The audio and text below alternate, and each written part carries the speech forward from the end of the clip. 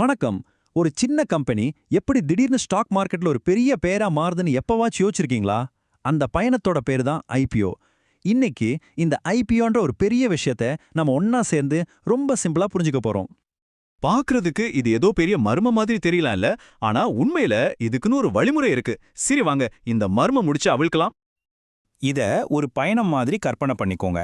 ஒரு பிரைவேட் கம்பெனியா ஆரம்பிச்சு லட்சக்கணக்கான இன்வெஸ்டர்ஸ் கிட்ட இருந்து பணம் வாங்கி ஒரு பப்ளிக் கம்பெனியா மாறுற வரைக்கும் ஸ்டெப் பை ஸ்டெப்பா என்ன நடக்குதுன்னு பார்க்கலாம். ஓகே, இந்த பயணத்தோட முதல் ஸ்டெப், ரொம்ப முக்கியமான ஸ்டெப் என்னன்னா, சரியான கைடை கண்டுபிடிக்கிறது. எப்படி எவரெஸ்ட் ஏற ஒரு ஷெர்பா தேவையோ, அதே மாதிரி ஐபிஓக்கு ஒரு எக்ஸ்பர்ட் தேவை. இந்த எக்ஸ்பர்ட்ஸை தான் நாம மர்ச்சன்ட் பேங்கர்னு சொல்றோம். கம்பெனி சார்பா ஐபிஓ சம்பந்தப்பட்ட எல்லா வேலைகளையும் இவங்க தான் முன்னாடி நின்னு செய்வாங்க. சொல்லப்போனா இந்த முழு ஆட்டத்தோட கேப்டனே இவங்க தான். ஒரு மர்ச்சன்ட் பேங்கரோட வேலை எவ்வளோ பெர்சன்ட் பாருங்களேன். முதல்ல கம்பெனியோட எல்லா டாக்குமெண்ட்ஸையும் சட்ட ரீதியா எல்லாம் கரெக்டா இருக்கான்னு செக் பண்ணுவாங்க. அதுக்கு பேர் தான் டியூ டிலிஜென்ஸ். அப்புறம் இன்வெஸ்டர்ஸ்க்காக ஒரு பெரிய ரிப்போர்ட் ரெடி பண்றது, ஷேர்ஸை எப்படி மார்க்கெட் பண்றது, கடைசியா என்ன விலையை வைக்கிறதுன்னு முடிவு பண்றது வரைக்கும் முழு ப்ராசஸையும் இவங்க தான் வழிநடத்துவாங்க. இப்போ இந்த அண்டர் ரைட்டிங்ன்றது ஒரு இன்சூரன்ஸ் மாதிரி தாங்க. ஒருவேளை ஐபிஓவுக்கு மக்கள் கிட்ட இருந்து போதுமான சப்போர்ட் இல்லைன்னா கவலையே வேணாம், அந்த மர்ச்சன்ட் பேங்கரே விற்காத ஷேர்ஸை வாங்கிக்குவாங்க. இதனால கம்பெனிக்கு பணம் வர்றது 100% கேரண்டி. ஓகே, நம்ம கைடை ஹையர் பண்ணியாச்சு. பயணத்தோட அடுத்த கட்டம் எல்லா ஒஃபிஷியல் பர்மிஷனையும் வாங்கி நம்ம பாதையை உருவாக்குறது. இங்க தான் ஏகப்பட்ட பேப்பர் ஒர்க் இருக்கு.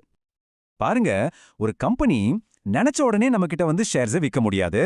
முதல்ல நம்ம ஊர் ஸ்டாக் மார்க்கெட்டோட வாட்ச் டாக் இருக்காங்கல்ல, செபி, அவங்க கிட்ட அப்ளை பண்ணி அவங்களோட எல்லா ரூல்ஸையும் ஃபாலோ பண்ணி பெர்மிஷன் வாங்கணும். அதுக்கப்புறம் தான் அடுத்த ஸ்டெப்புக்கே போக முடியும். டிஆர்ஹெச்பி, அதாவது அதோட முழு பேரெல்லாம் வேணாம், சிம்பிளா சொன்னா இது கம்பெனியோட ஒரு திறந்த புத்தகம் மாதிரி.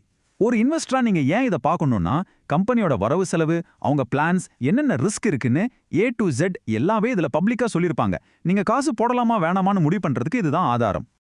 பர்மிஷன் கிடைச்சதும் அடுத்தது என்ன? மார்க்கெட்டிங் தான்.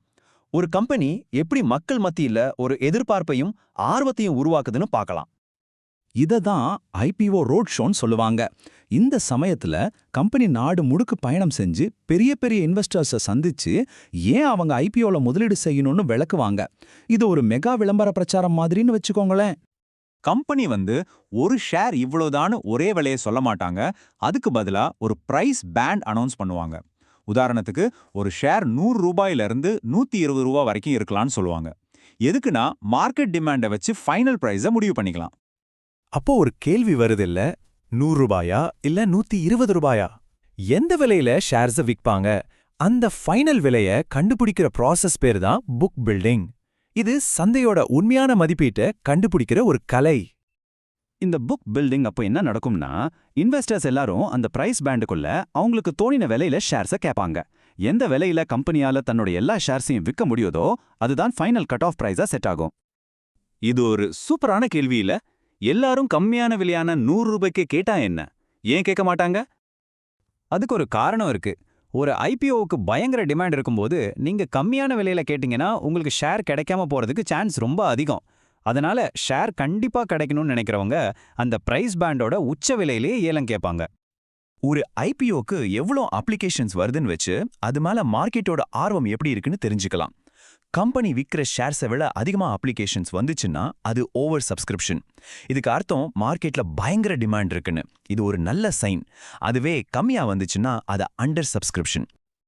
ஸோ சுருக்கமா சொல்லணும்னா, பிரைஸ் பேண்டுங்கிறது நீங்க ஏலம் கேட்கறதுக்கான ரேஞ்ச். ஆனா கட் ஆஃப் பிரைஸ்ங்கிறது புக் பில்டிங் எல்லாம் முடிஞ்சு எல்லாருக்கும் எந்த ஒரு விலையில ஷேர் ஒதுக்கப்படுதோ அந்த ஃபைனல் விலை. அப்பாடா, பயணத்தோட கடைசி கட்டத்துக்கு வந்தாச்சு. இதுதான் ரொம்பவே பரபரப்பான ஒரு கட்டம். பல மாச உழைப்புக்கு அப்புறம் ஒரு ஷேர் முதல் முறையா மார்க்கெட்ல அறிமுகமாகிற நாள். இந்தியால சமீபத்துல நடந்த சில பெரிய ஐபிஓக்களை பாருங்களேன். Adani Wilmar, delivery. இந்த டேபிள்ல பாத்தீங்கன்னா அவங்களோட ஐபிஓ சைஸ், எப்போ லிஸ்ட் ஆச்சு, என்ன பிரைஸ் பேண்டுன்னு எல்லா டீடைல்ஸும் இருக்கு. இவங்க எல்லாருமே நாம இவ்ளோ நேரம் பார்த்த இதே ப்ராசஸை கடந்து வந்தவங்க தான். உதாரணத்துக்கு டெலிவரி கம்பெனியோட ஐபிஓ சைஸ் மட்டும் பாருங்க, ₹5235 கோடி. யோசிச்சு பாருங்க, இந்த ஃபினான்ஷியல் ஈவெண்ட்ஸ் எல்லாம் எவ்வளோ பெரிய ஸ்கேல்ல நடக்குதுன்னு. சரி, இந்த முழு பகுதியிலிருந்தும் நீங்க கண்டிப்பா ஞாபகம் வச்சுக்க வேண்டிய ஒரு முக்கியமான விஷயம் இருக்கு. கம்பெனி முதல் முறையா இன்வெஸ்டர்ஸ்க்கு ஷேர்ஸ் விக்கிறது பிரைமரி மார்க்கெட், அதான் ஐபிஓ. ஷேர்ஸ் லிஸ்ட் ஆனதுக்கு அப்புறம் நாமளும் நீங்களும் ஒருத்தருக்கு ஒருத்தர் அந்த ஷேர்ஸை வாங்கி விக்கிறோமே, அதுதான் ஸ்டாக் எக்ஸ்சேஞ்ச், அதாவது செகண்டரி மார்க்கெட். ஓகே, கம்பெனிக்கு ஐபிஓ மூலமா தேவைப்பட்ட பணம் கிடைச்சாச்சு. ஆனா அதுக்கப்புறம் செகண்டரி மார்க்கெட்ல அதோட ஷேர் விலை தினமும் ஏறி இறங்குறது அந்த கம்பெனியை எப்படி பாதிக்கும்? கம்பெனிக்கு தான் காசு வந்தாச்சே, அப்புறம் ஏன் இந்த டெய்லி விலை மாற்றம் முக்கியம்? இது ஒரு இன்ட்ரெஸ்டிங்கான கேள்வி இல்லையா? இத பத்தி கொஞ்சம் யோசிச்சு பாருங்க.